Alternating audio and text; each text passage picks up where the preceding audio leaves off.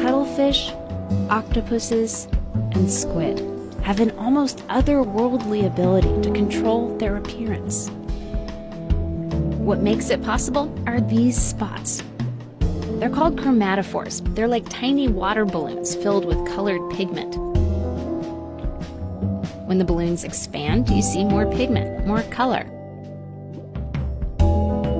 When they contract, the color shrinks to a tiny dot. The overall effect can be really dramatic, and for good reason. These animals don't have protective external shells. They're unarmored, naked, and they aren't great swimmers either.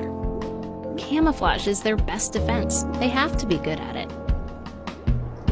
Octopuses can change their body position and the pattern on their skin to match rock or coral. Octopuses and cuttlefish can even change the texture of their skin to throw off predators, become bumpier and more rock-like. But squid often live in the open ocean. How do you blend in when there's nothing except water to blend into? They do it by changing the way light bounces off their skin. They can actually adjust how iridescent their skin is using light-reflecting cells called iridophores. They can mimic the way sunlight filters down from the surface, hide in plain sight.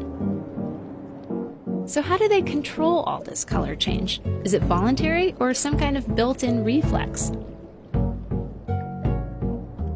That's what researchers at Stanford University wanted to know. So they anesthetized the squid and then snipped the nerve from the brain that controls the chromatophores, but only on one side of the animal. The brain essentially couldn't send messages to the tiny muscles that control those chromatophores anymore, almost like turning off a light switch. But after a few days, they noticed something strange. The chromatophores began blinking again, even though they were no longer getting signals from the brain. So what does this mean? Well, what it suggests is that color change might be a bit like breathing is for humans, something we can either choose to do or do automatically, only even cooler. Because unlike breathing, color change requires an awareness of your surroundings. And in these animals, that awareness is spread throughout the skin, as if the skin itself could see. It would be as if your skin knew what color the walls were, even with your eyes closed.